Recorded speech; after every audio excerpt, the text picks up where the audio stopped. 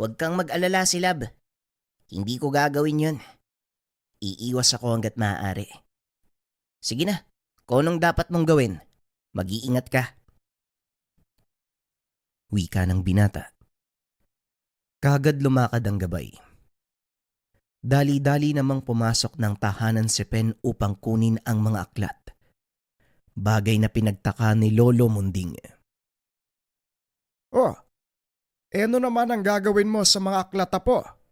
Huwag mo sabihing magbabasa ka pa. Wala na tayong oras.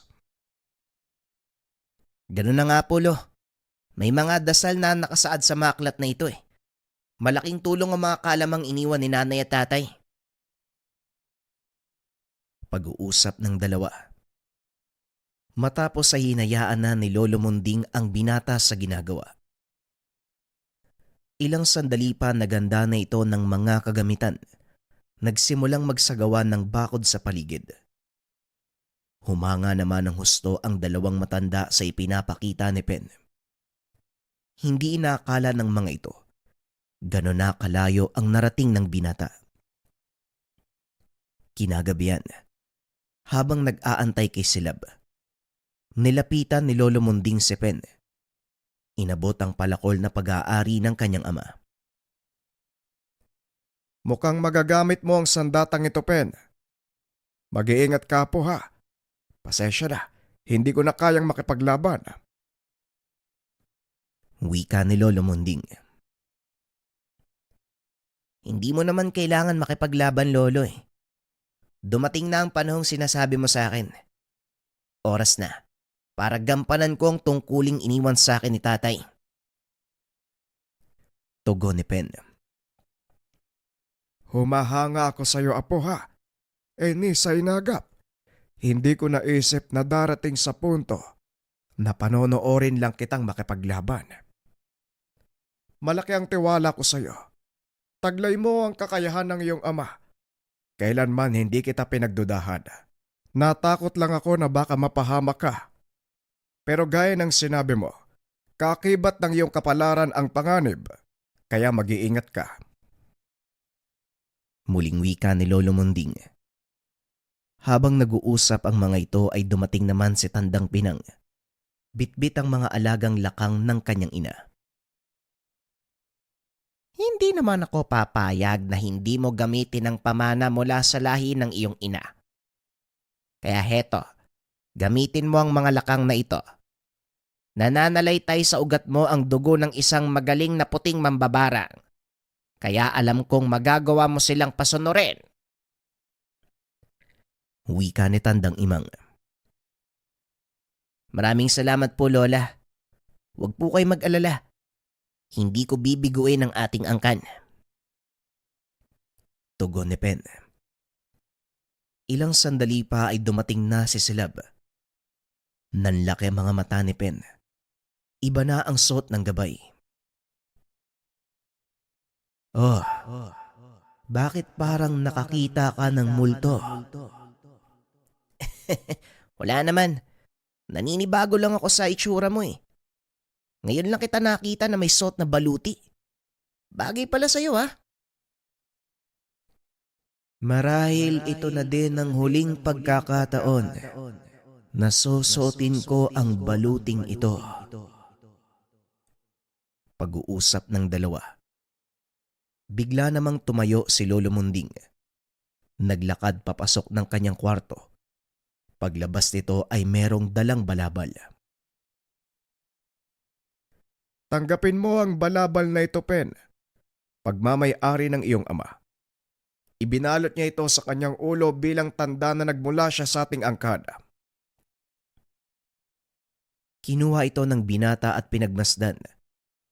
Nakaukit dito ang mga letrang simbolo ng kanilang angkan. Iingatan ko po to, Lolo. Maraming salamat po. Munding, Imang, mas makakabuti siguro kung aalis kayong dalawa sa lugar na ito. Marami ang kalaban. Ayokong mahati ang atensyon sa pagbabantay sa inyo at kay Pen. Pwede ba sila? Hindi na ako bata. Huwag kang mag-alala tungkol sa akin. Mas mabuti nga ang ganon si Lab. Sige, sa lalong madaling panahon, aalis kami ni Imang. Doon kami mamamalagi sa bahay natin, Pen. Alam mo naman ang daan papunta roon, hindi ba? Tanong ni Lolo Munding. Opo Lolo, pangako pagkatapos ang labang to, uwi na ako sa atin. Tugon ni Pen. Medyo malalim na ang gabi ng mga sandaling iyon, kaya napagpasya ng mga itong magpahinga. Nanatiling nakabantay si Silab sa labas ng tahanan dahil alam niyang anumang oras ay sasalakay si Andres kasama ang mga alagad nito. Ngunit lumipas ang buong magdamag. Walang nangyaring kaguluhan, bagay na labis na ipinagtaka ni Lolo Munding. Aba himala. Hindi pa rin sumasalakay ang mga kalaban. Wika nito.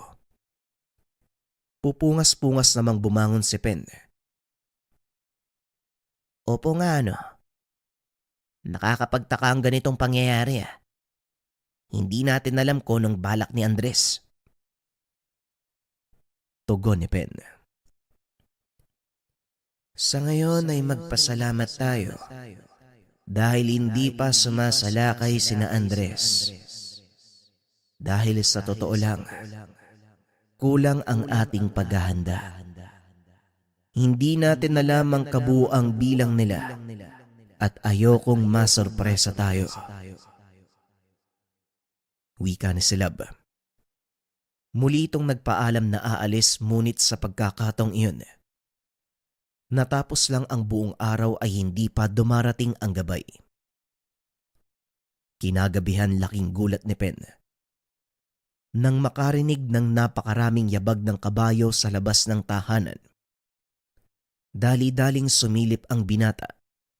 Nanlaki ang mga mata nang makita ang isang hukbong pinamumunuan ni Silab. Oh, saan galing ang mga yan, Silab? Tanong ni Pen. Sila ang ilan sa mga kasama kong namumuhay sa mundo ng mga tao. Handa silang tumulong sa laban, Pen. Tugon ni Silab. Maraming salamat naman kung ganun. Maraming salamat sa pagdalo nyo. Wika ni Pen. Nagsalita naman ang isa sa mga tikbalang. Walang anuman. Karangalan naming paglingkuran ang anak ng dakilang angkan ng mga babaylan.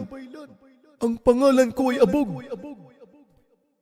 Tumango ang binata at naglakad papunta sa mga ito upang makipagkamay. Bilang tanda ng pakikiisa, hindi makapaniwala ang binatang may ganong karaming kaibigan si Silab. Hindi ko to inaakala Maigit 100 pala kayo nandito. Ang dami niyo sa mundo ng mga tao. Hindi lang maigit 100, Pen. Ang ilan sa mga kasama natin nauna na sa lugar ni Andres para matuldukan ng lahat ng ito. Tayo ang susugod sa kanilang teritoryo. O akala ko ba ayaw mo nga akong kukumpronta kay Andres? Bakit tayo yung susugod ngayon? Gaya ng sinabi mo, Pen, hindi natin alam kung ano ang iniisip ni Andres. Kaya mas makakabuti kung uunahan na natin siya. Kung sabagay, tama ka. Pero pangungunahan ko kayong lahat Hindi naman siguro lingid sa kalaman nyo tungkol sa sarangay, hindi ba? Makakaharap natin sa labang ito ang isa sa kanila. Pag-uusap ng grupo. Inaasahan ng binatang matatakot ang mga tikbalang. Ngunit kabaliktaran ang nangyari dahil nagsigawan ang mga ito na tila hindi na makapag-antay na makaharap ang nilalang.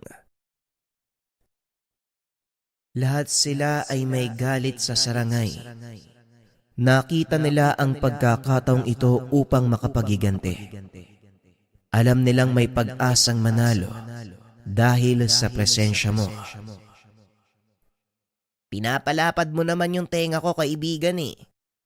Tandaan mo, hindi lang ako dapat maging dahilan ng tagumpay, kundi tayong lahat na nagtutulong-tulong. Tugon ng binata.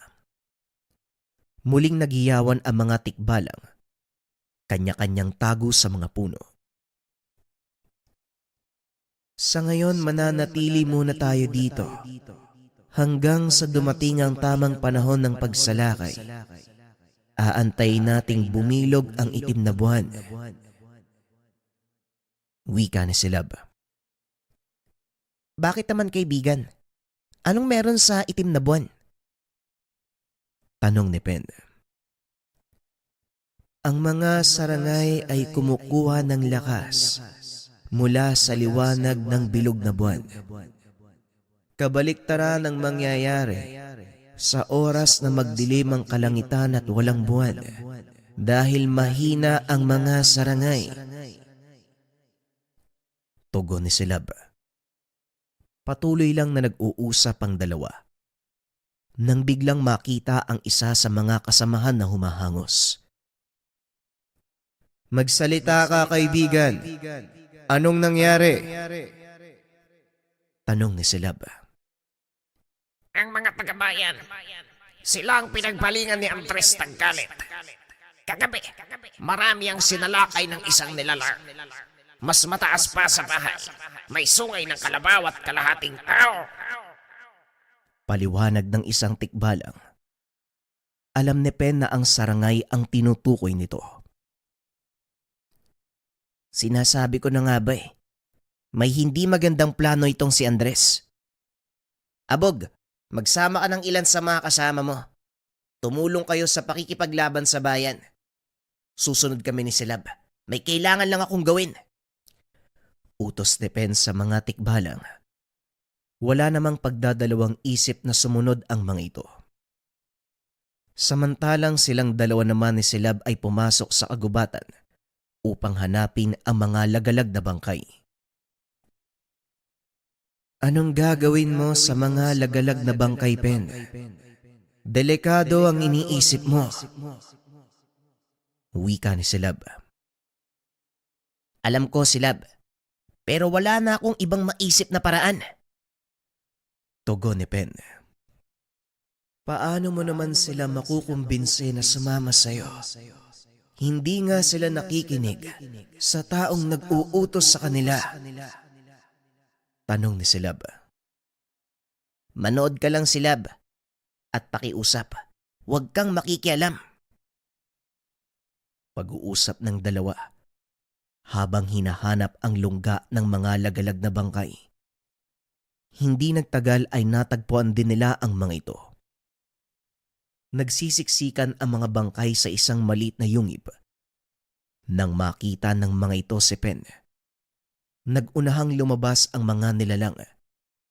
Nagbato ng tigal po si Pen upang pigilan ang pagkilos ng mga ito.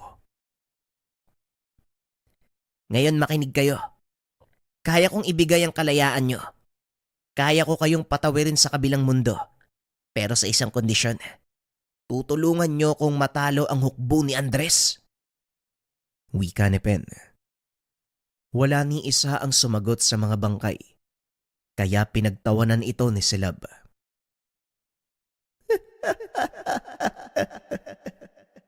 Hindi ba nasabi ko na sa'yo? Wala silang pinapakinggan. Wika ni Silab. Alam ko, wala silang pinapakinggan, pero marunong silang makiramdam. Panoorin mo. Wika ni Pen. Nanlaki ang mga mata ni Silab nang makita ang mga bangkay na nakatayo habang mahinahong nakatitig sa binata. Hindi makapaniwala si Silab na nagawang pigilan ni Pen ang mga lagalag na bangkay. Paano mong nagawa yan, Pen? Hindi ko maintindihan.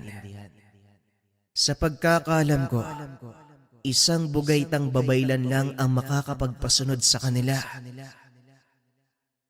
Tanong ni Silab. Nakatago sa mga kasulatan ni nanay yung kasagutan, Silab. Naisip ko lang kasi, kung nagawang utusan ni Andres sa mga yan, bakit hindi ko kaya? Tugon ni Pen. May kasunduan na kailangang tuparin para maisagawa ang ritual ng pagpapasunod sa mga patay. Paano mong ginawa? At bakit buhay ka pa? Muling tanong ni Silab. Natawa ng husto si Pen. Sinasabi ko na mali ang pagkakaunawa nyo sa mga pamamaraan. Nakasaad sa lumang kasulatan na kailangan mapunta ng kaluluwa sa mundo ng mga patay para mapasunod ang mga lagalag na bangkay. Pero hindi ibig sabihin nun, kailangan kong mamatay. Tugon ni Pen. Pinaliwanag din ng binata kung ano ang talagang ibig sabihin ng panutong mula sa lumang kasulatan. Ayon dito, kailangan mong magpunta sa mundo ng mga patay sa pamamagitan ng lakbay diwa. Pinakaunang aral na natutunan ito mula kay Lolo Munding. Matapos niyang gawin yun, hinanap nito ang lahat ng namatay at nakipag-usap. Maging si Pen, hindi inasahan ang magiging resulta ng kanyang ginawa. Ngunit nagtagumpay ito sa planong kunin ang panig ng mga lagalag na bangkay. Ngayon, ano ang balak mong gawin sa kanila? Tanong ni Silab. Wala akong balak gawin. Sila ang nagpresenta. Tanging kasundo ang binigay ko ay ang kanilang kalayaan. Wika ni Pen. Napailing na lang ang gabay sa ginawa nito. Hindi niya akalain, mataas na ang kaalamang nakamit ng binata. Mas lalo pang namangha ang gabay nang ipinagkaloob ng binata ang katawang lupa ng mga lagalag na bangkay. Aaminin ko, naigitan mo ang kaalaman ng iyong ama. Ni minsan, hindi ko'y nakalang aabot sa ganitong antas. Sa murang edad, nagawa mong makipagkasundo sa mga namatay. Alam mo ba ang katumbas ng kaalamang yan? Wika ni Silab. O Silab, ang pagpapataas ng kaalaman ko, nangangahulugan ng paglakas ng gabay na sakop ng kapangyarihan ko. Pero sa natatandaan ko, hindi naman kita nasasakop, di ba? Wika ni Pen. Nanlaki ang mga mata ni Silab sa sinabi ng binata. Alam mong hindi totoo ang sinasabi mo.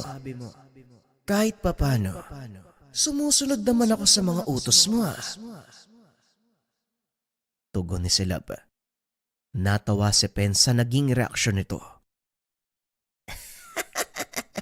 Umuusok na naman yung ilong mo. Nagbibiro lang ako kahit kailan talaga. Napakaseryoso mo. Tara na nga, bumalik na nga tayo sa bahay. Mamaya tadyaan mo pa ako .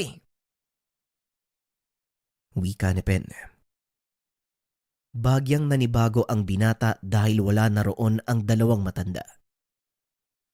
Naging payapa ang ilang araw na dumaan. Ngunit dumating na ang kanilang hinihintay. Kasalukuyang nagpapahinga ang binata nang bigla itong makaramdam ng hindi pangkaraniwang presensya. Napabangon si Pen. Kagad nagpakita si Silab. Bit-bit ang palakol nito. Nandito na sila, Pen. Maghanda ka na. Wika ni Silab.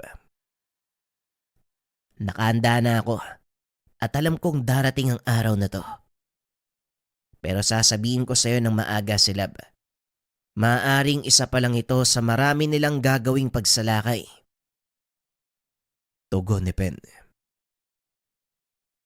Alam ko, Pen, hindi sila titigil hanggat hindi ka nila napapatay.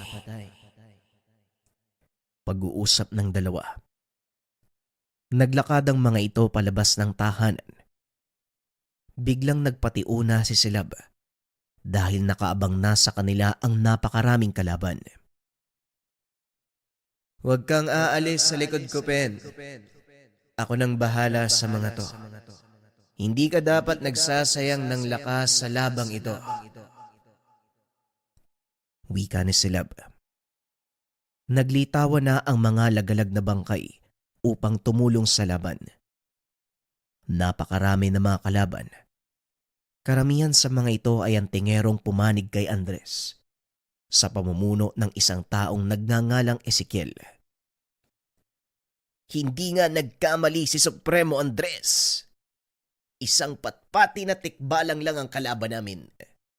Mukhang nagkamali siya. Maraming pinadalang tauhan. Wika ni Ezekiel. Ngunit sinabihan siya ng isa sa mga kasama na huwag magpapakampante dahil merong dahilan kung bakit sila pinadala. Huwag mong malitin ang binatang yan, Ezekiel. Anak siya ng pinakamalakas na mambabarang dito sa atin. Pati na rin si Tiago. Isang bagay tangasog. Wika ni Dante. Napalingon si Ezekiel sa kasama at sinigawan ito. Sa tingin mo, hindi ko alam ang bagay na yun. Ano ang palagay mo sa akin? Susugod ng gera nang hindi alam ang kakayahan ng kalaban. Pero ganun pa man, sobra-sobra pa din para sa isang tikbalang at uhuging binata ang bilang natin. Wika ni Ezekiel. Ulitin ko sa'yo. Huwag mong minamalit ang binatang yan dahil baka pagsisihan mo. Sa oras na mangyari yun, huwag mo sanang sabihin na hindi kita binalaan. Wika ni Dante. Matapos ay naglakad ito papunta sa gilid. Oh, ay saan ka naman pupunta? Tanong ni Ezekiel. Hindi ba sinabi mong sobrang bilang na mga kasama natin para sa kanila? Eh pues dito na lang ako manonood. Tugon ni Dante. Mag-antay ka lang dahil may kalalagyan ka pagkatapos ng labang ito. Wika ni Ezekiel. Huwag ka masyadong mayabang. Tignan natin kung malampasan mo ang labang yan. Doon ka magyabang sa akin. Pag-uusap ng dalawa. Kagad nag-utos si Ezekiel na sugurin si Pen. Ngunit iilan lang sa mga kasama nito ang sumunod. Ang ilan ay nanatiling nakatayo. Pinapanood ang mga mangyayari.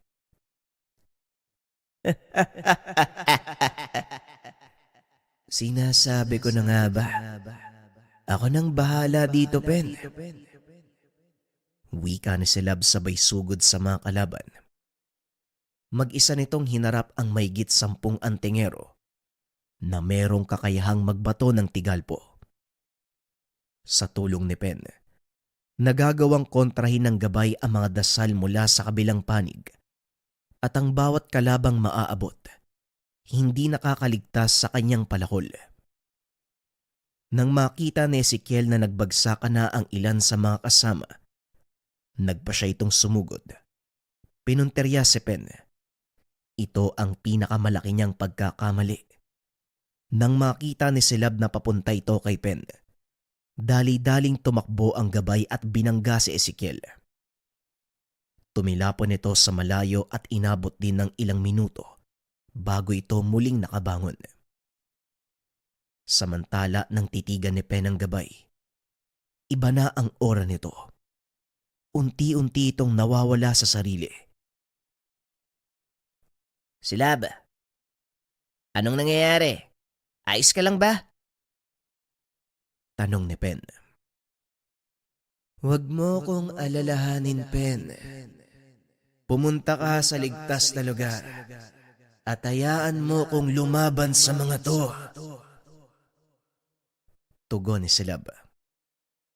Pero maaaring hindi mo sila kayanin. Hayaan mo na akong tumulong. Tugon ni Pen. Hindi mo ba narinig ang sinabi ko? Umalis ka dito. Wika ni Silab. Nanlaki ang mga mata ni Pen dahil iba na ang pinapakita ng gabay.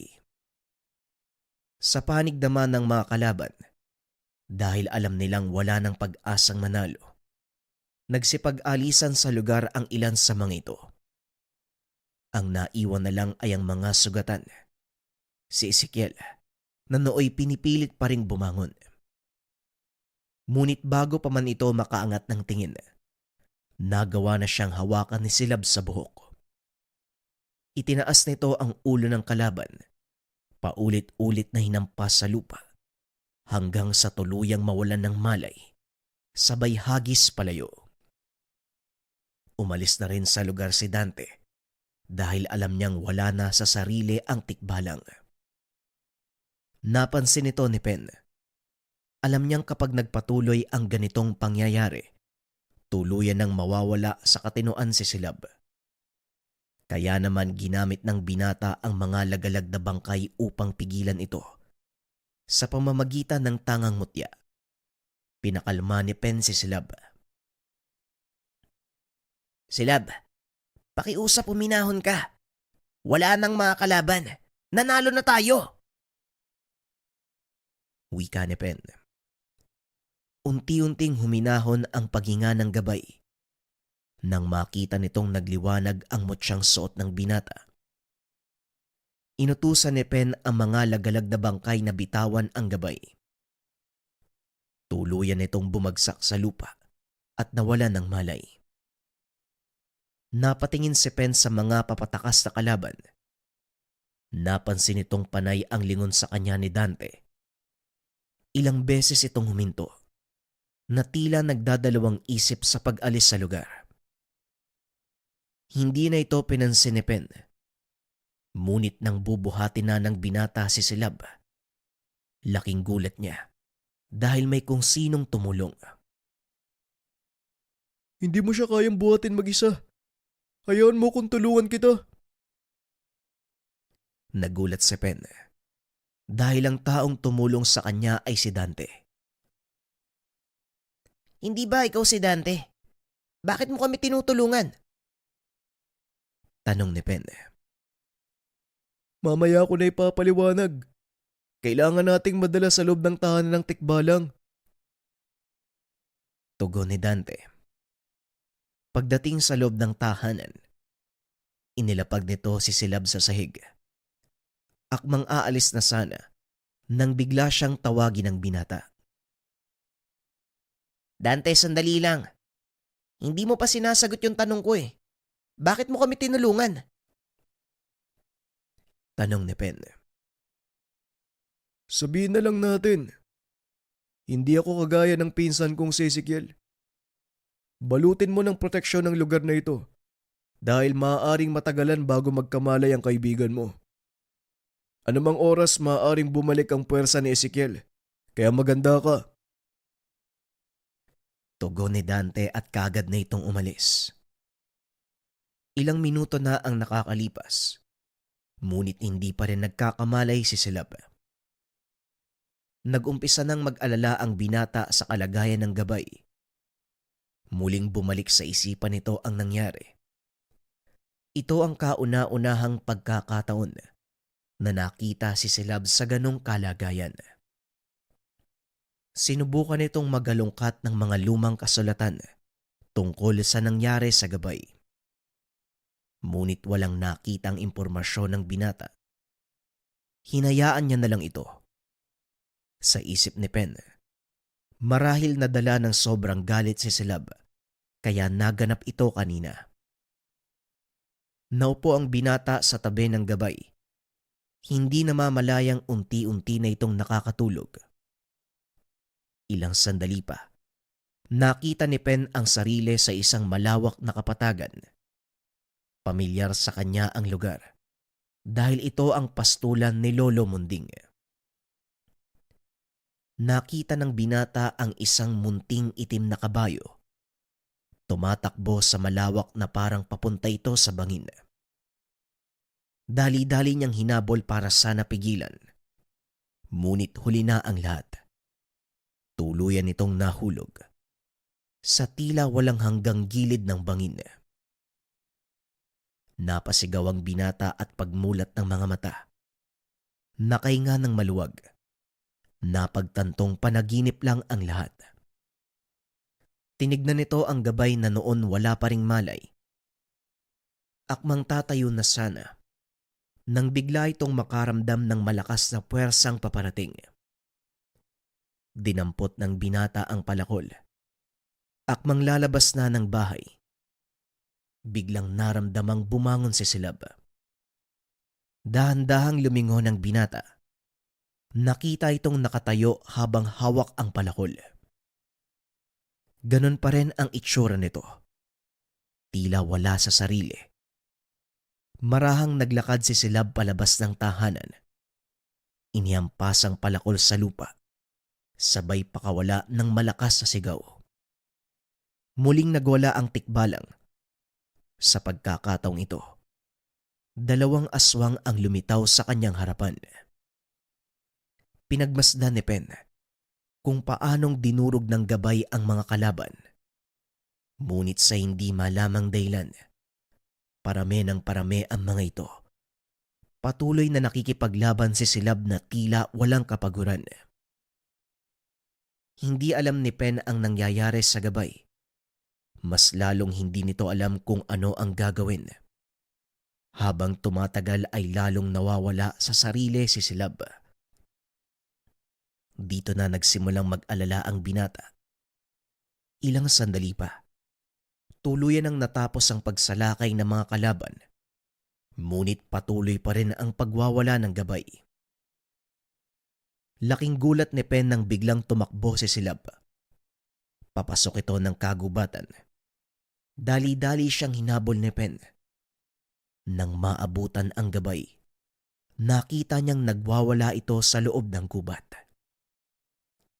Walang tigil na winawasiwas ang kanyang palakol. Halos maubos ang lahat ng puno sa lugar. Tila walang kapaguran ng tikbalang. Hindi na alam ng binata ang gagawin ng mga oras na yun. Na tila ba lumipad ang lahat ng kaalaman nito tungkol sa mga bagay-bagay. Silab, pakiusap tumigil ka na. Wala nang kalaban. Wika ni Pen. Hindi mo siya matutulungan ng pagsigaw lang. Hindi mga tikbalang, kadalasang gabay ng mga mutya. Alam kong alam mo yan. Nagulat ang binata nang makita si Dante na nakatayo sa tabi niya.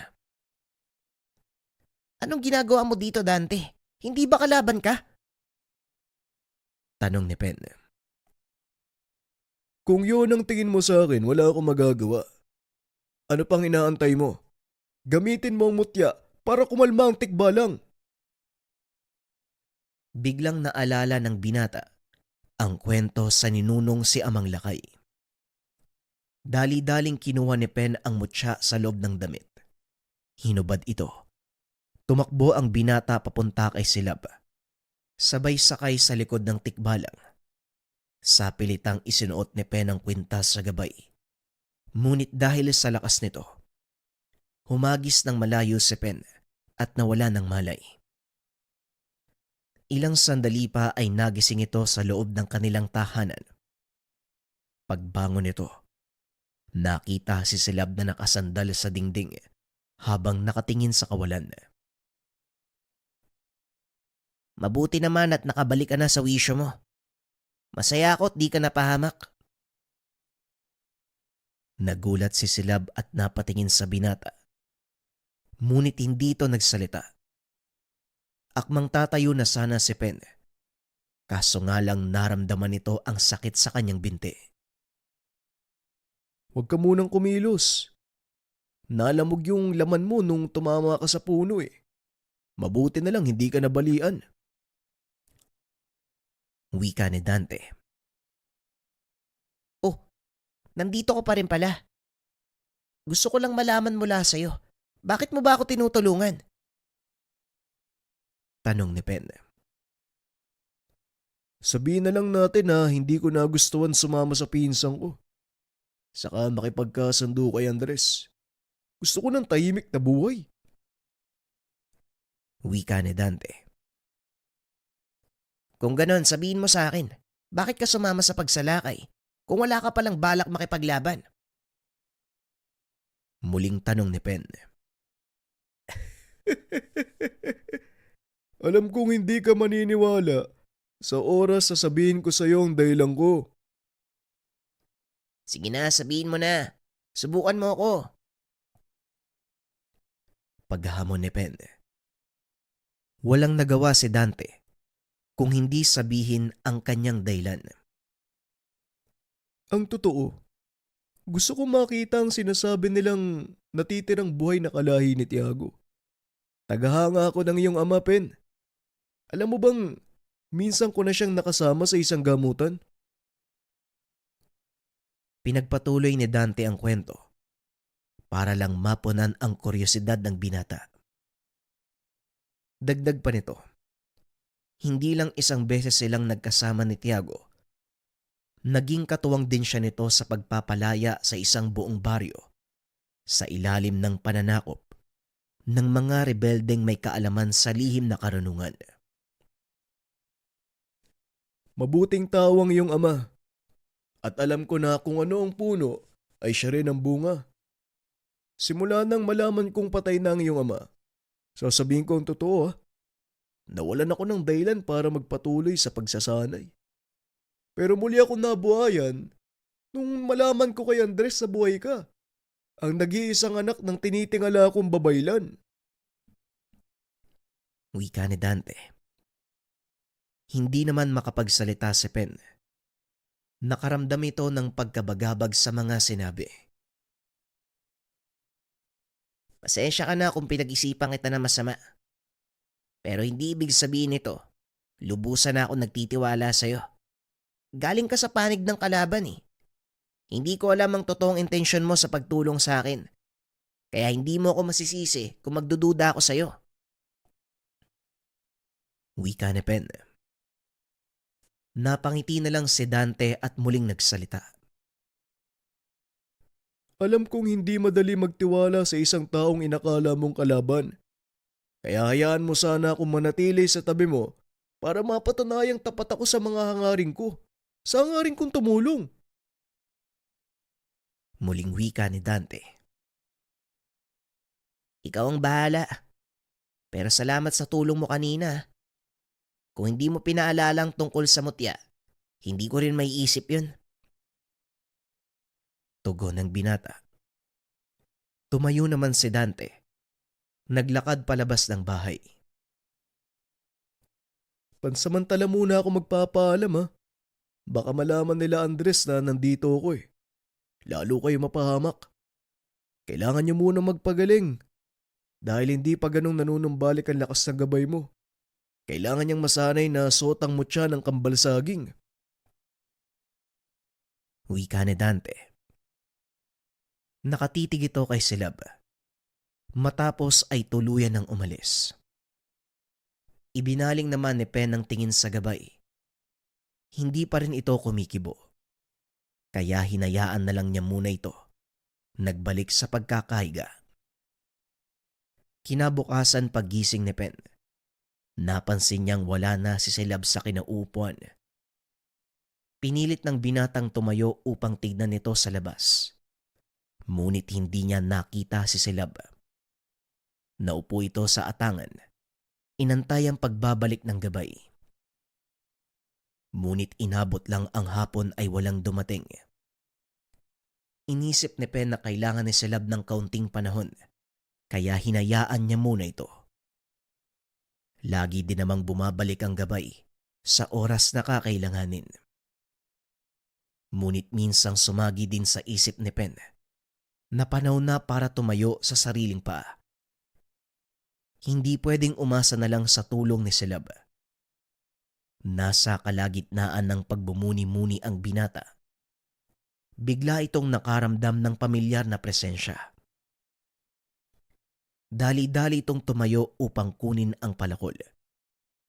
Saktong paglabas ng tahanan, nakita nito ang pangkat ni Ezekiel. Nanlaki ang mga mata ni Pen. Hawak-hawak nito si Dante, na nooy nakagapos at punong-puno ng sugat. Pagmasdan mo ang taong ito, bata. Ito ang kabayaran ng pagtrataydor. Wika ni Ezekiel. Nakaramdam ng matinding galit si Pen dahil sa nangyari kay Dante. Bagya nitong sinisisi ang sarili.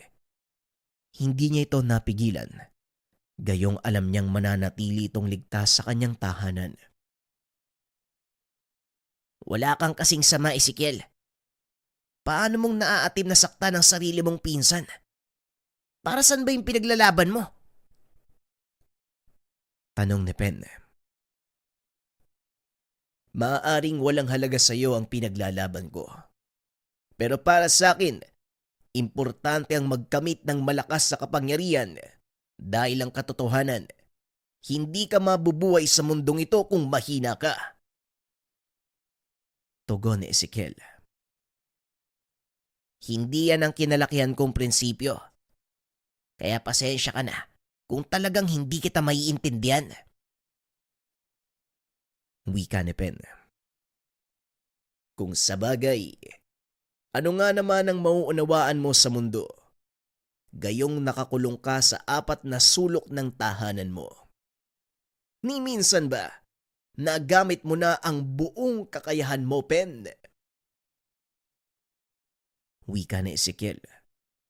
Ngunit si Dante ang sumagot para kay Pen. Ilang ulit na kitang sinabihan eh. Huwag mong malitin ang kakayahan ng binatang yan. Hindi mo siya lubusang kilala. Wala kang alam sa mga kaya niyang gawin at kung anong kaalaman ang nakatago sa kanyang isipan. Wika ni Dante. Isang suntok sa sikmura ang itinugon ng pinsan sa kanya. Tumahimik ka dahil hindi ko hinihingi ang opinyon mo.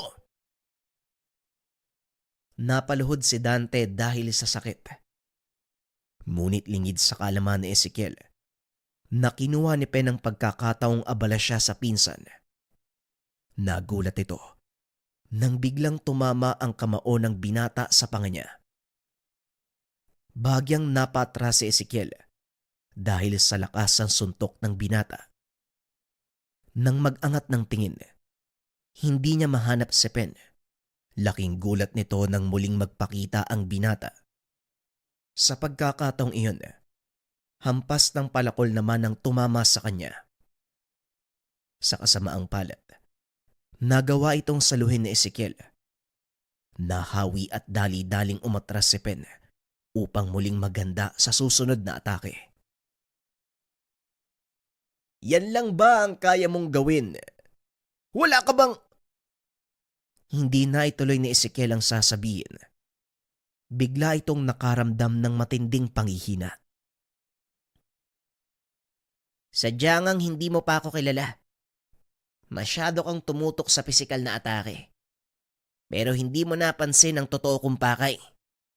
Wika ni Pen. Sabay turo sa binti ni Ezekiel. Nanlaki ang mga mata nito nang makita ang isang uri ng makamandag na gagamba na nakadapo sa kanya.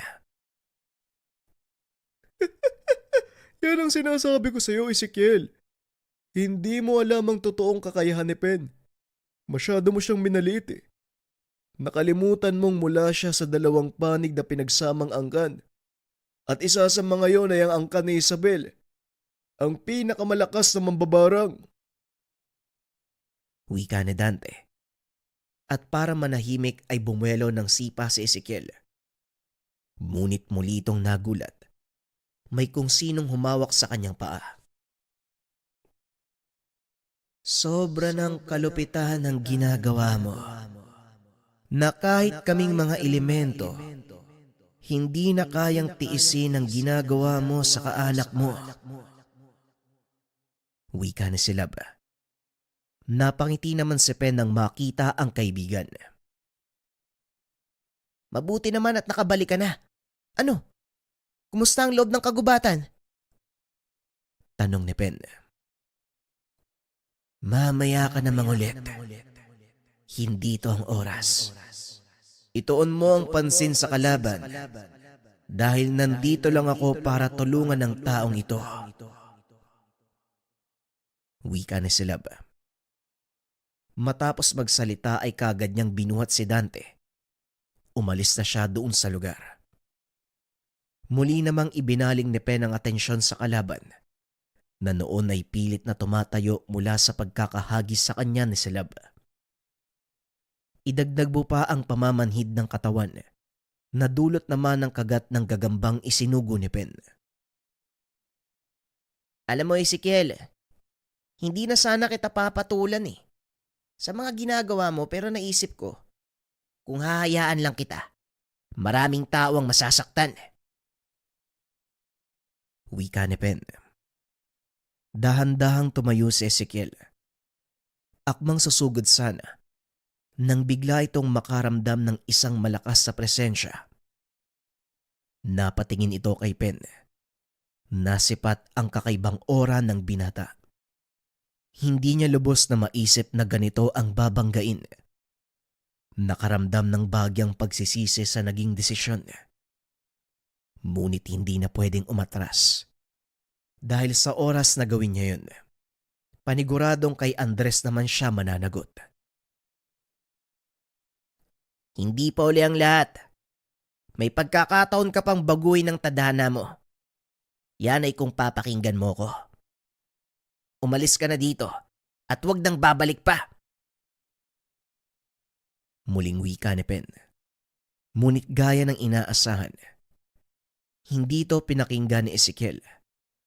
Sa halip ay inutusan pa nito ang kasamang sugurin si Pen. Kagad namang sumugod ang mga ito. Ngunit napahinto sa kalagitnaan ng pagsalakay nang biglang humarang sa daan si Silab. Ako nang bahala sa mga ito.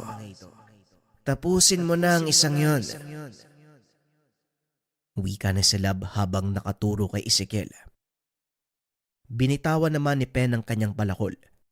Naglakad papunta sa kalaban.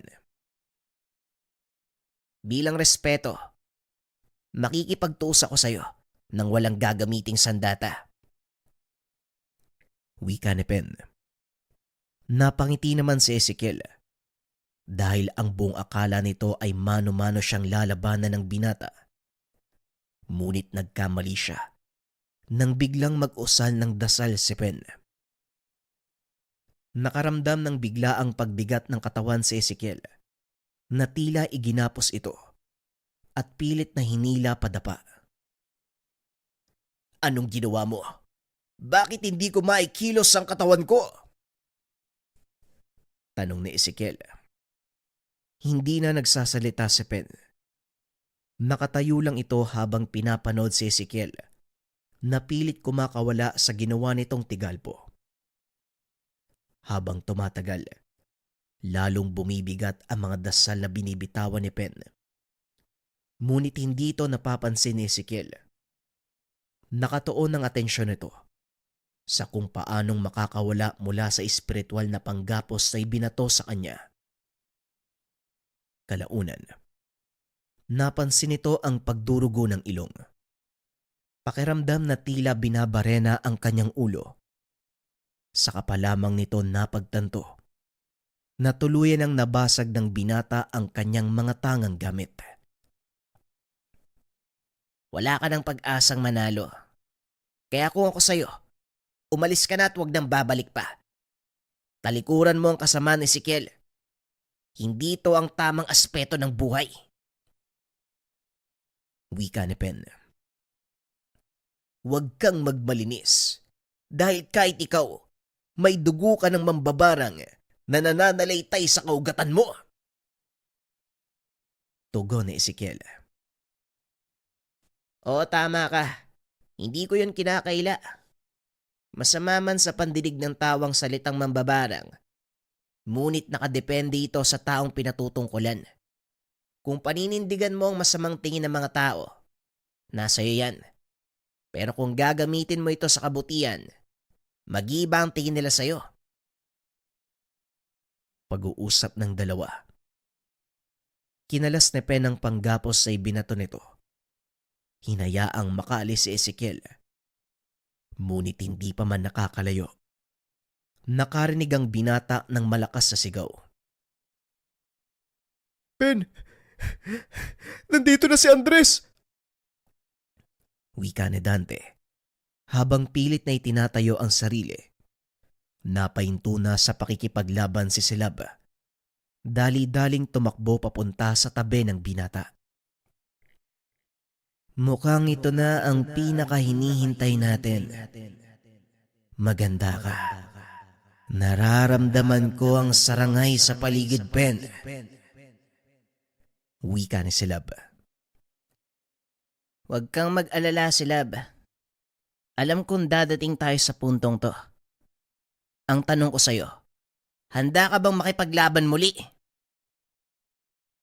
Tanong ni Pen. Ito ang dahilan kung bakit ako nakatayo sa tabi ng angkan mo sa loob ng mahabang panahon. Kaya wag mo kong tatanungin ng ganyan.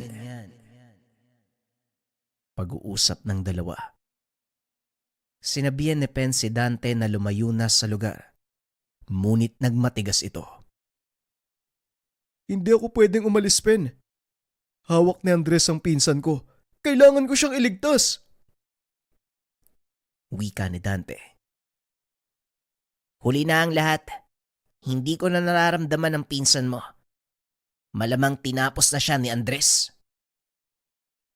Tugon ni Pen. Pwes kung ganun, hayaan mo akong manatili para may pagiganti ko si Ezekiel. Walang nagawa si Pen, kundi sundin ang gusto ni Dante. Maya-maya pa ay biglang nagpakita sa harap nila ang dalawang figura ng mga nilalang. Isang napakalaki na halos 10 talampakan ng taas. Kitang-kita ang sungay nito na parang kalabaw. Malaki ang katawan. Samantalang ang isa naman ay katamtaman lang ang tangkad at may hawak na tungkod. Alam ni Pen, si Andres at ang alaga nitong sarangay ang paparating. Kitang-kita din kay Silab ang matinding galit. Natatakot ka ba, Silab? Tanong ni Pen. Wala ka sa tamang katinoan kapag hindi ka natakot sa sarangay. Pero wag kang mag-alala. Dahil sa pagkakataong ito, hindi takot ang nangingibabaw sa akin, kundi pagnanais na mabigyan ng katarungan ng kamatayan ng aking angkan.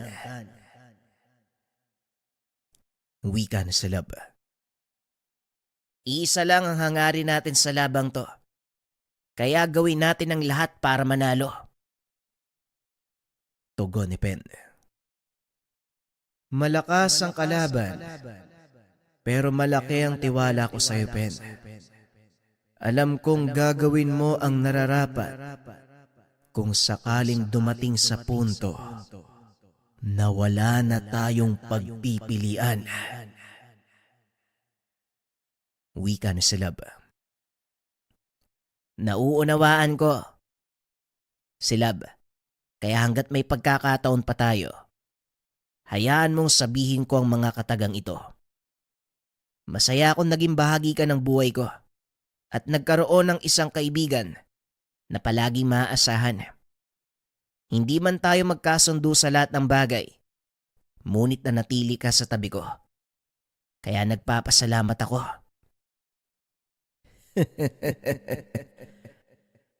Para namang namamaalam ka sa mga sinasabi mo sa akin.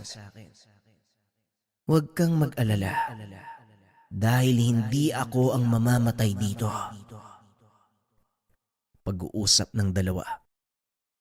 Ilang sandali pa ay lumapit na ng husto ang mga figura. Hindi nga nagkamali si Pen. Nakita nito ang sarangay na hawak-hawak ang ulo ni Ezekiel. Mga walang iya kayo. Hindi ko kayo mapapatawad. Pinatay niyo yung pinsan ko.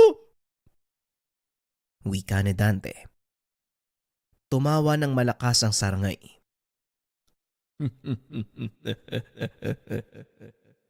Ano ang magagawa ng isang kagaya mo laban sa akin? Dapat nga maging masaya ka. Dahil binigyan ko ng karangalan ang pinsan mong maisabit ang kanyang ulo bilang isa sa aking mga tropeyo. Huwag kang mag-alala.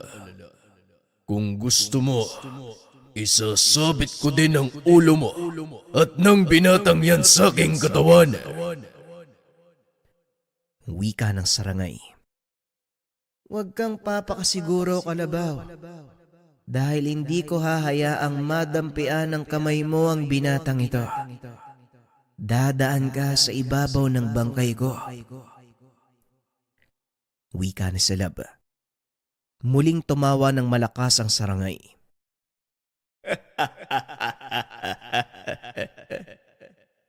Ilang beses ko nang narinig ang ganyang salita. Wala na bang bago? Pero alam mo, gusto kong makipaglaro sa'yo. Aminin ko ang totoo. Hindi ako naaliw sa mga labang nakaharap ko. Hanggang sa dumating ang pagkakataon na nakasagupa ko ang mga tikbalang. Hindi mo alam kung gaano ako kasaya ng mga sandaling iyon.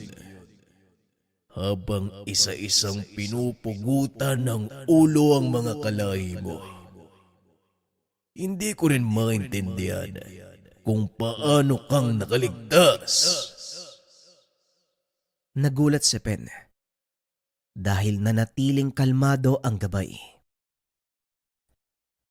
Alam kong may dahilan kung bakit ako nabuhay. Ito ay para bigyan ng hustisya ang kamatayan ng lahi ko. Wika ni Silab.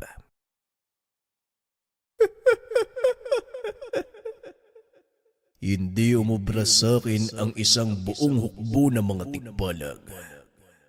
Ano pa kaya ang magagawa ng nag-iisa? Sa tingin mo, magagawa mo ko? Hindi na naituloy ng sarangay ang sasabihin. Isang malakas sa suntok sa sikmura ang natanggap nito mula kay Silab. Ibahin mo ako. Dahil hindi ako kasing hina ng mga kalahi ko. Isa kong maharlika at gabay ng mutya. Wika na Silab. Dahan-dahang tumayo ang sarangay habang umuubo.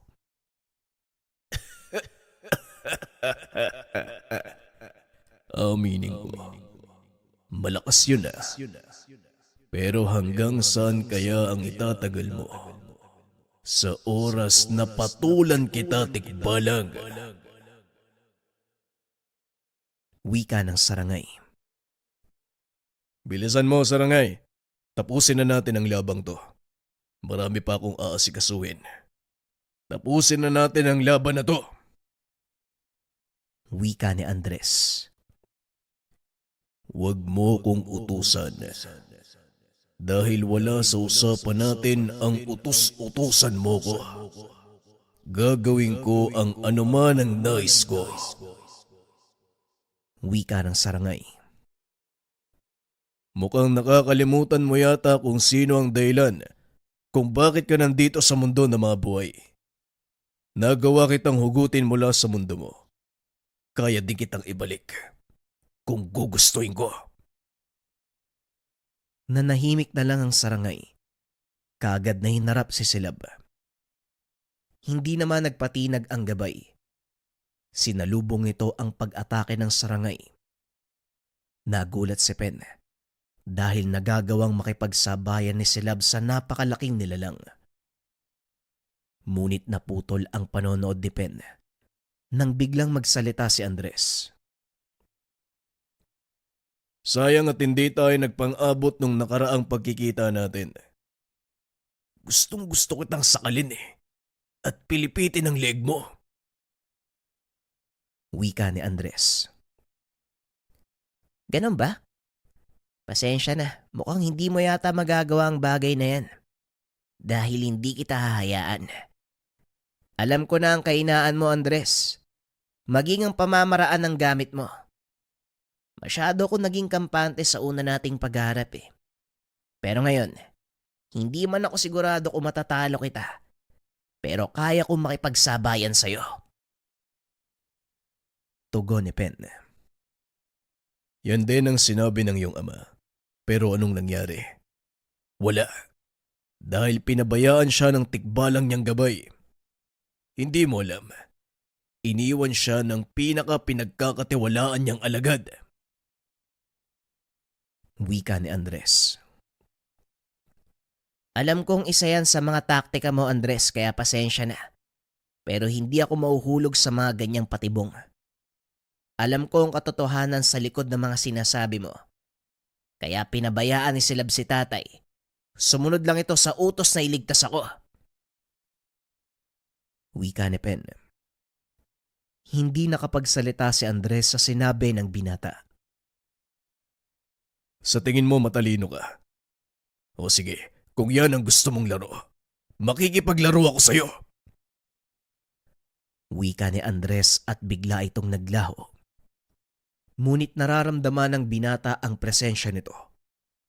Bagay na hindi alam ng kalaban. Ginugol ni Pen ang kanyang panahon sa pagsasanay. Pinalakas nito ang kanyang pakiramdam na kahit hindi nakikita ang kalaban, alam nito ang susunod na galaw. Isang malakas sa suntok ang pinakawalan ni Andres. Ngunit laking gulat nito dahil nagawang iwasan ng binata ang atake. Matapos ay si Pen naman ang nawala sa kanyang paningin. Halos maubos ang ngipin nito nang suntukin siya ng binata sa kaliwang panga. Nakita mo na ang pinagkaiba nating dalawa, Andres? Kaya ko rin gawin ang mga ginagawa mo. At kaya ko pang higitan. Wika ni Pen. Bagay na lalong nagpagalit kay Andres. Nahinto ang paglalaban ng dalawa nang maramdaman ang napakalakas sa pagyanig, dulot ni Silab at ng sarangay. Nagpatuloy ang pagpalitan nila ng suntok.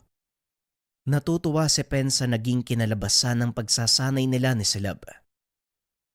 Dahil mas malaki ang sarangay, mabagal din itong kumilos.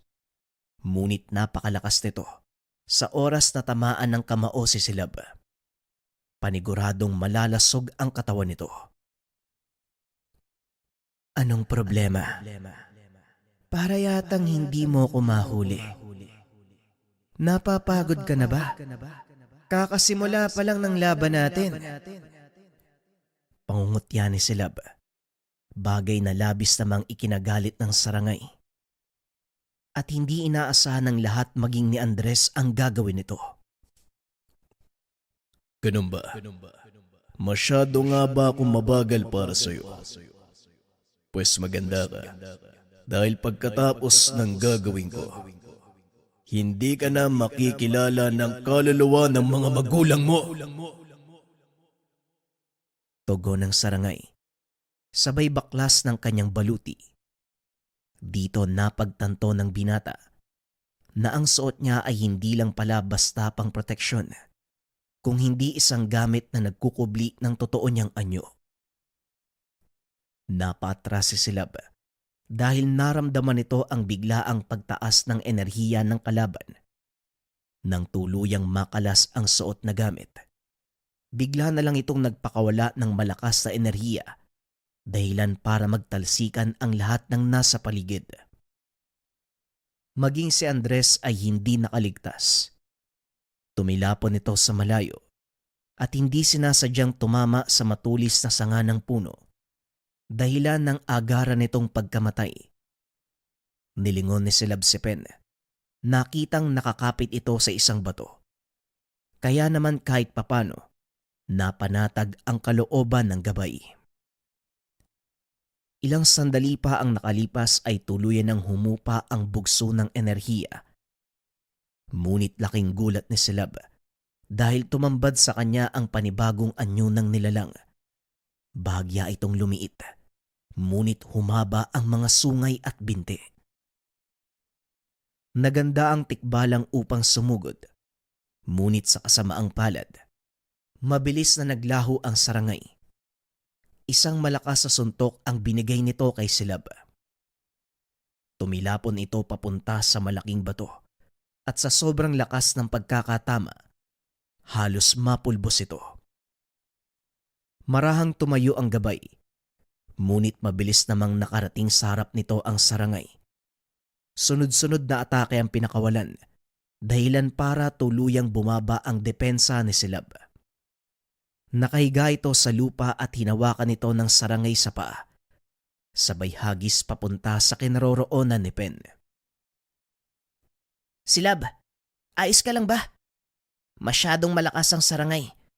Mukhang hindi mo siya kakayaning mag-isa. Hayaan mo kung tumulong. Wika ni Pen. Hindi, Pen. Akin ang labang ito. Kaya huwag kang makikialam. Tugon ni Silab habang unti-unting tumatayo. Muling sumugod papunta sa sarangay. Gumanti ito ng atake at sa pagkakataong iyon, nagagawa na siyang iwasan ng kalaban. Mabilis itong nakakapagbalik ng atake.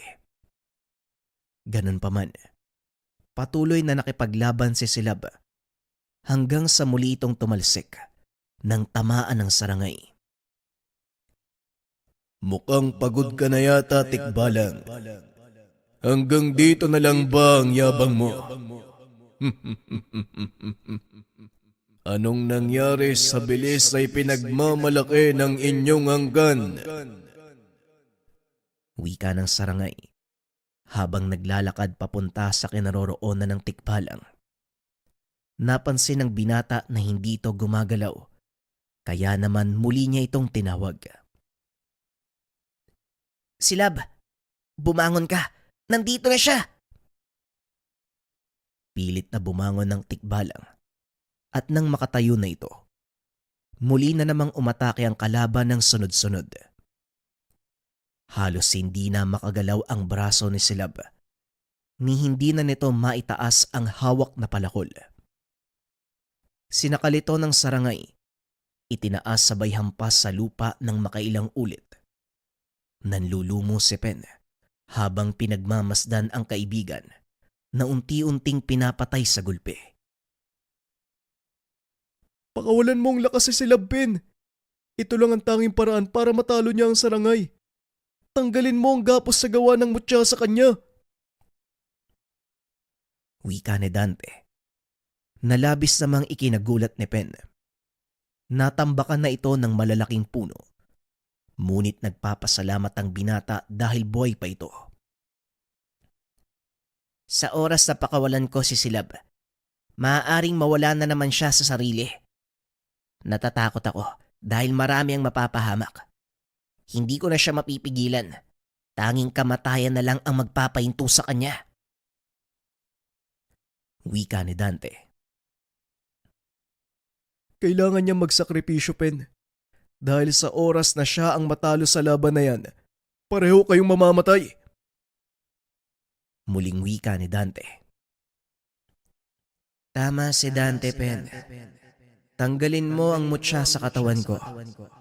Nang sa ganon, maayos akong makakakilos. Wika ni Silab. Ngunit tumutol si Pen dahil alam nito kung ano ang mangyayari sa oras na gawin niya ang sinasabi ng kaibigan.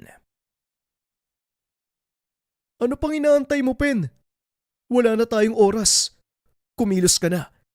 Kundi pare-pareho tayong mamamatay dito. Muling wika ni Dante. Napatakip na lang ng tenga si Pen. Hindi nito alam ang gagawin. Pakiramdam ng binata, hinihila ang kanyang katawan sa magkabilang direksyon na alam niyang kapwa magdudulot ng kapamakan sa lahat. Pen, ano na ang ginagawa mo? Kalasin mo na ang mutya! Muling sigaw ni Silab. Nag-angat ng ulo ang binata. Tinignan ang kalagayan ng gabay. Masyado nang marami ang natamong pinsala sa katawan at halos hindi na ito makatayo. Paparating na ang kalaban sa kinaroroonan nito. Wala nang ibang paraang maisip ang binata, kundi sundin ang gusto ng gabay. Dali-daling lumapit si Pen papunta sa kinaroroonan ni Silab. Ngunit sa kalagitnaan ng pagtakbo, muling nagpakawala ng enerhiya ang sarangay, dahilan para bumalik ang binata sa pinanggalingan. Muli itong tumayo. Sa pagkakataong iyon binato niya ng dasal ng panggapos ang kalaban. Alam ni Pen na panandalian lang ang epekto ng tigalpo, kaya mabilis na itong kumilos, papunta sa gabay. Hinawakan nito ang mutya, biglang hinila, dahilan para tuluyang makalas ang tanikalang nakagapos sa katawan ng tikbalang. Pen, habang nasa katinoan pa ako, umalis ka na. Dahil ilang sandali lang, hindi ko na magagawang pigilan ang sarili ko. Kaya pakiusap, lumayo ka sa lugar na ito. Wika na Silab. Ngunit nagmatigas si Pen. Pero Silab, mananatili ako sa tabi mo. Hindi ako aalis. Wika ni Pen. Bakit ba napakatigas ng ulo mo? Umalis ka na. Pakiusap. Kahit ngayon lang, makinig ka. Pasensya na Silab. Hindi mo ako mauutusan. Bigla siyang sinuntok ni Silab sa sikmura, dahilan para mawalan ito ng malay. Dante, ilayo mo siya sa lugar na ito. Magmadali ka. Nararamdaman ko anumang oras, maaaring mawala na ako sa sarili. Ingatan mo si Pen at huwag mo siyang papabayaan. Sa oras na gumising siya, ihingi mo ko ng kapatawaran sa pagsuntok ko sa kanya. Wika ni Silab. Marahan namang tumayo si Dante, na nooy kakalabas pa lang mula sa pagkakadagan ng malalaking bato. Bagaman mahina pa ang pangangatawan, pinilit itong maglakad upang kunin at mailayo si Pen sa lugar. Sa kasamaang palad, hindi pa man nakakalayo, biglang nagpakawala ng malakas na enerhiya si Silab. Palatandaan na tuluyan itong nakawala sa pagkakagapos. Kasabay nito ang pagkakalas ng tigalpong inusal ni Pen sa sarangay. Dali-daling tumakbo ang kalaban papunta kay Silab. Kaagad naman itong sinalubong ng gabay, sabay dampot ng kanyang palakol. Nang magpang-abot ang mga ito, walang tigil ang pagpapalitan ng atake ng dalawang nilalang. Nanood mula sa malayo si Dante, samantalang si Pen naman, unti-unti nang nagkakamalay. Anong ginawa mo, Dante? Bakit mo ko nilayo? Kailangan ni Silab ang tulong ko. Wika ni Pen. Akmang tatayo na sana ito, nang biglang makaramdam ng pananakit ng binti. Huwag kang kikilos. Nabalian ka ng buto, Pen. Kasalukuyang kitang ginagamot. Wala nang ibang paraan kundi ang pakawalan si Silab. Dahil kung hindi natin gagawin yon, mag-aasik ng lagim ang sarangay at mas marami ang madadamay. Ganon din ang maaaring mangyari kahit sino man sa kanila ang manalo. Wala nang paraan para mapigilan si Silab. Dahil kagaya ng sarangay, patuloy na itong maghahanap ng karahasan. Wika ni Pen. Isang paraan lang ang paraan para mapigilan mo si Silab. Kung sakaling mangyari man ang sinasabi mo. Anong paraan yun, Dante? Kailangan mo siyang patayin, Pen.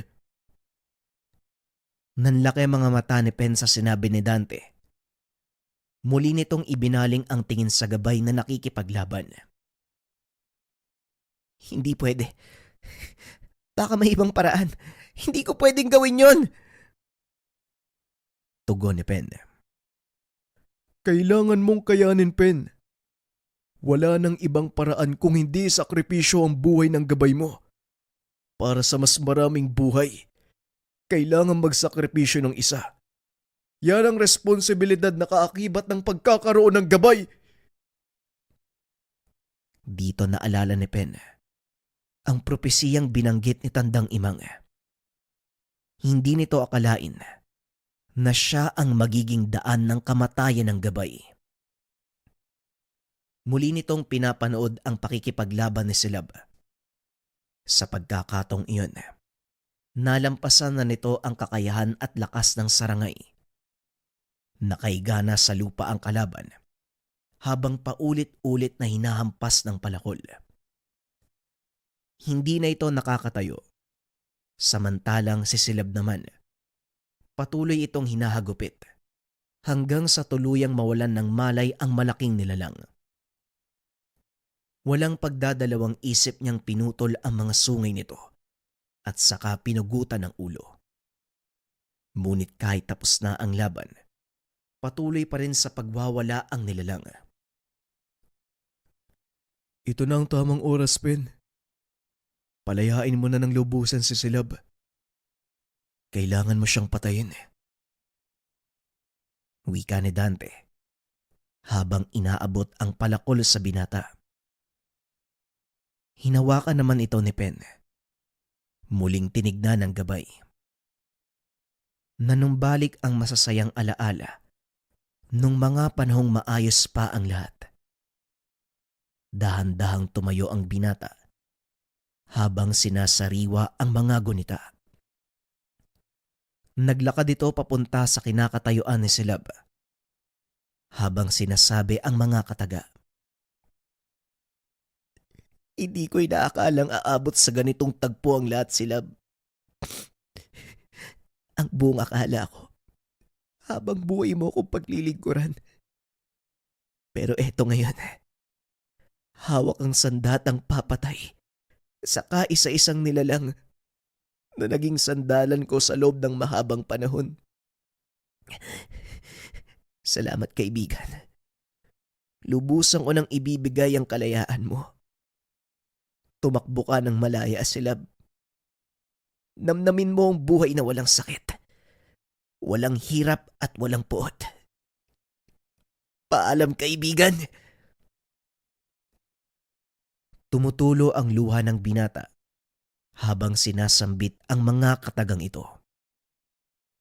Hindi lang si Silab ang magsasakripisyo, maging siya, dahil mawawala sa tabi ng binata ang kaisa-isang kaibigan. Ipinikit ni Pen ang mga mata. Inumang kay Silab ang palakol na noon ay nakatalikod habang abala sa pakikipagtuos sa mga lagalag na bangkay. Huminga ng malalim si Pen. Buong lakas sa binato ang palakol sa kinakatayuan ni Silab. Tumarak ito sa likod ng gabay, dahilan para mapahinto ito sa pagkilos. Napalod ang binata dahil alam niyang wala ng pag-asa pang mabuhay si Silab matapos itong tanggapin ang talim ng palakol. Doon pa lamang naunawaan ng binata, nilikha ang sandatang ito ng kanilang mga ninuno para sa ganong pagkakataon.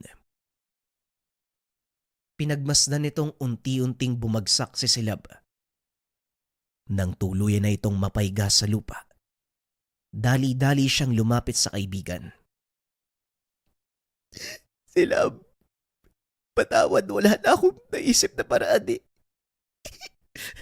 Pero kaakibat nito ang tuluyan mong paglaya. Salamat, kaibigan. Naway patawarin mo ko. Wala kang dapat hingi ng tawad, Pen. Ako dapat ang magpasalamat sa iyo. Dahil sa wakas, makakasama ko na din ang mga kaanak sa kabilang mundo. Huwag kang mag-alala. Hindi kita pababayaan. Tandaan mo, habang hawak mo ang aking gintong buhok, palagi akong nasa tabi mo. Pag-uusap ng dalawa. Unti-unting naging abo ang katawan ni Silab. Ang naiwan sa harapan ng binata, tumpok ng abo. Paalam kaibigan. Hanggang sa susunod nating pagkikita.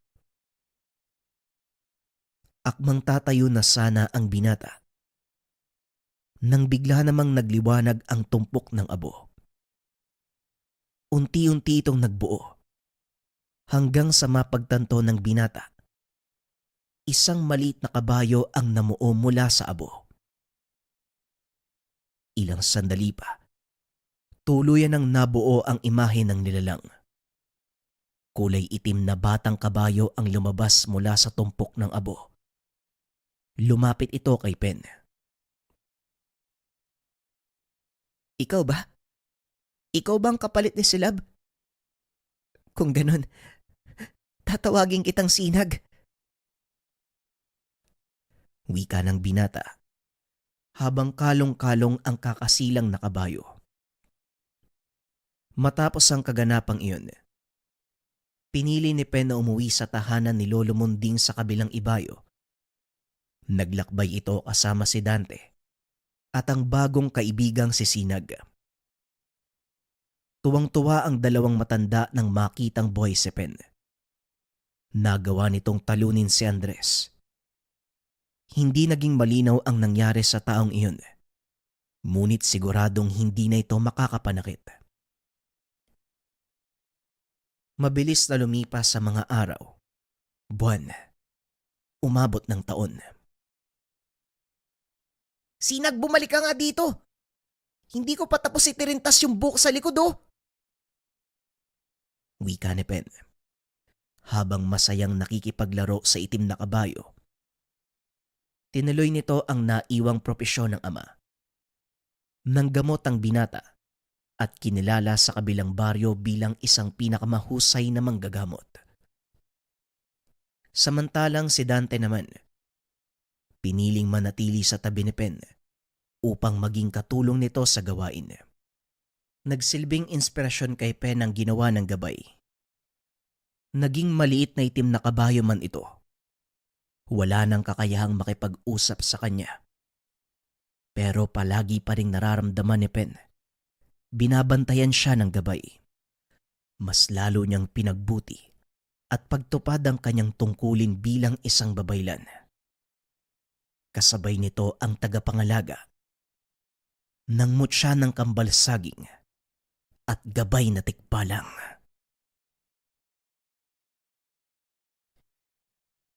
Woo! Grabe yung last episode nitong kwento, mga kabayan. Grabe yung sakripisyo na ginawa ni Silab na naging Sinag. Pero nung una, napaiyak talaga ako habang nire-record ko yung kwento. Nung siya mismo yung pumatay doon sa kanyang gabay, doon sa alaga niya. Pero kung mapapansin nyo kasi sa kwento, nung inaaral ko siya, parang yung konsepto to ng muling pagkabuhay. Namatay, tapos muling pagkabuhay, pero nasa ibang katauhan na siya or ibang katangian, ibang nilalang na siya. Nawala man yung dating lakas at katangian ni Silab, napalitan naman ito ng mas malinis at busilak na katangian. Kaya kahit nawala yung katangian niya makipag-usap kay Pen, ayos lang kasi nandun pa rin naman siya. Buhay pa rin naman siya. At sa palagay ko, ang pinakamaganda dun para sa akin lang naging normal na rin yung buhay na meron si Silab bilang isang itim na kabayo. Kumbaga, sabay na silang lalaki ni Pen. Malamang sa malamang, magkaugnay yung buhay ng itim na kabayo pati na rin ni Pen. Kapag namatay si Pen, mamamatay na rin si Sinag. Pero sobrang solid ng kwentong to. Abangan nyo yung susunod na series kasi ito ay pumapatungkol naman sa sarangay. Napakalakas na nilalang yan mga kabayan. Isipin nyo, mas mataas pa yan kay Balaw or kay Haring Balaw. Kaya abangan ang susunod nating series. Huwag kalimutan mag-comment kung nagustuhan nyo yung kwento. Paalam. Huwag kang mag-alala, Silab. Hindi ko gagawin yun.